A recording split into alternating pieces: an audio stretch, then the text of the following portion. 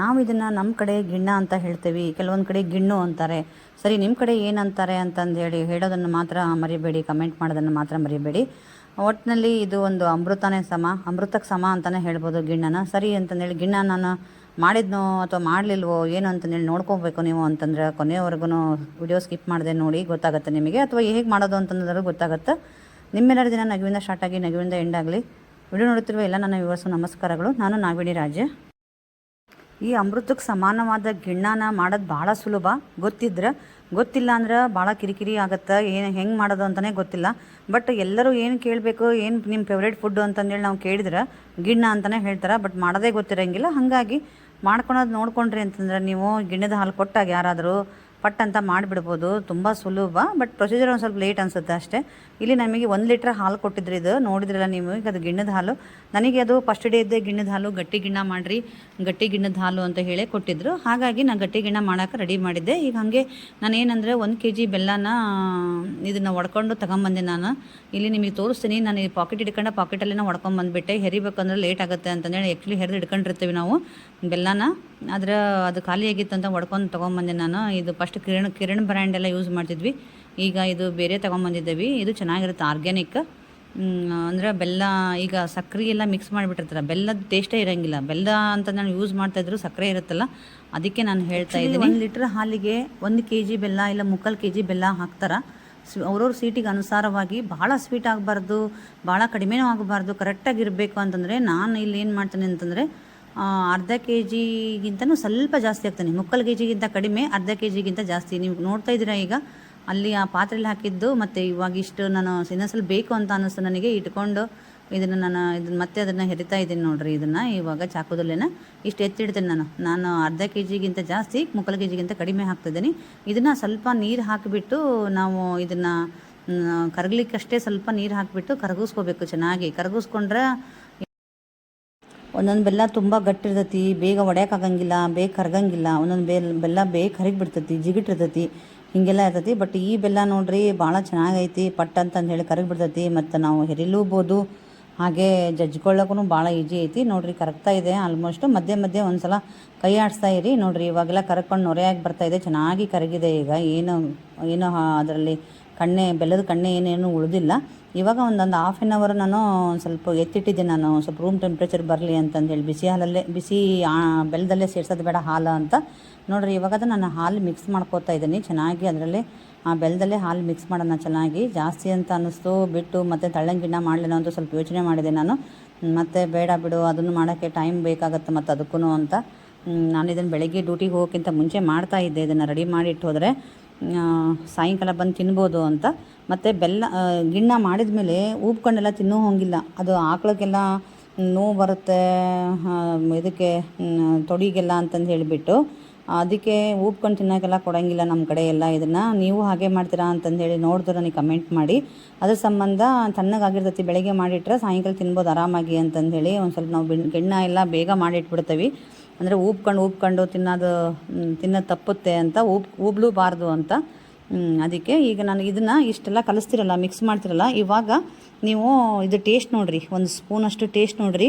ಅಂದರೆ ಹಾಲಿಗೆ ಬೆಲ್ಲ ಕರೆಕ್ಟ್ ಆಗೈತಿ ಅಂತಂದ್ರೆ ನೀವು ಬಿಡ್ಬೋದು ಹಾಗೆ. ಇಲ್ಲ ಕರೆಕ್ಟ್ ಆಗಿಲ್ಲ ಅಂತಂದ್ರೆ ಮತ್ತೆ ಒಂದು ಸ್ವಲ್ಪ ಬೆಲ್ಲ ಸೇರಿಸ್ಕೋಬೋದಲ್ಲ ಅಂತ ಇವಾಗ ಟೇಸ್ಟ್ ನೋಡಿರಿ ಅಂತ ಹೇಳಿದ್ದು ನಾನು. ಒಬ್ಬೊಬ್ಬರು ಸ್ವೀಟ್ ಕರೆಕ್ಟಾಗಿರಬೇಕು ಅಂತಾರಲ್ಲ, ಹಾಗೆ ನನಗೆ ಕರೆಕ್ಟಾಗಿ ಅನ್ನಿಸ್ತು. ಇಷ್ಟು ಕರೆಕ್ಟಾಗಿ ಹಾಕಿದ್ದೀನಲ್ಲ ಅಂತ ಖುಷಿ ಆಯಿತು. ಇವಾಗ ಏನು ಮಾಡ್ತೀನಿ ಅಂತಂದ್ರೆ ನಮ್ಮ ಮನೇಲಿ ಕುಕ್ಕರಲ್ಲಿರೋ ಪ್ಯಾನ್ಗಳದಾವಲ್ಲ, ಅದು ಜರ್ಮನಿಯಲ್ಲಿ ಹಾಕೋದು ನನಗೆ ಇಷ್ಟ ಆಗಲಿಲ್ಲ.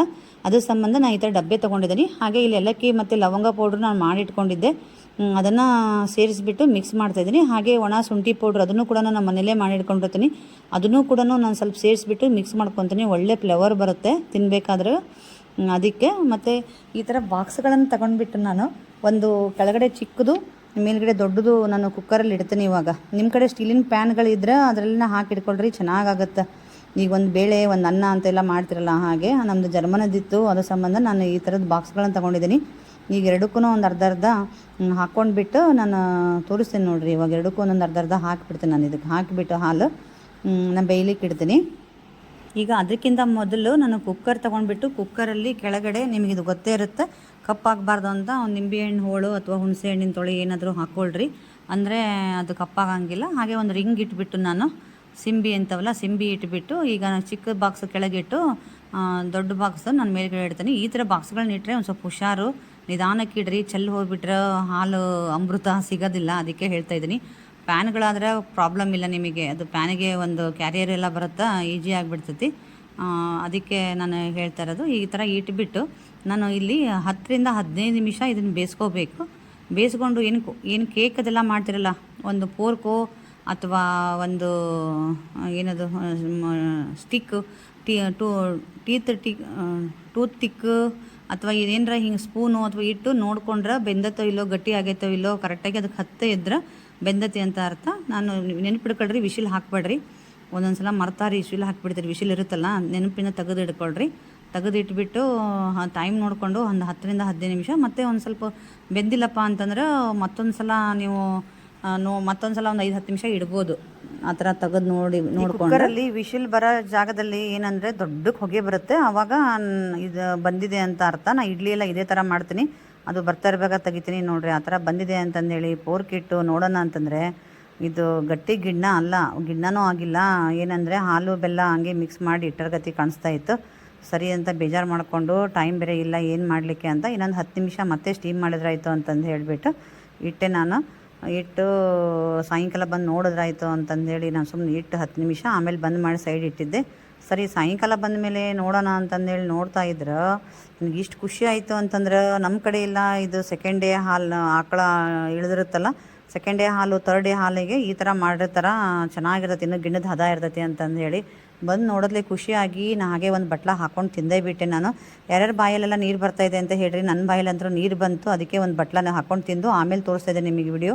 ಪರವಾಗಿಲ್ಲ, ತೀರಾ ಗಟ್ಟಿನೂ ಅಲ್ಲ, ತೀರಾ ತೆಳುನೂ ಅಲ್ಲ, ಈ ಥರ ಆಗಿತ್ತು. ಆದ್ರೆ ಸಖತ್ತ ಟೇಸ್ಟ್ ಇರ್ತೈತಿದ್ದು.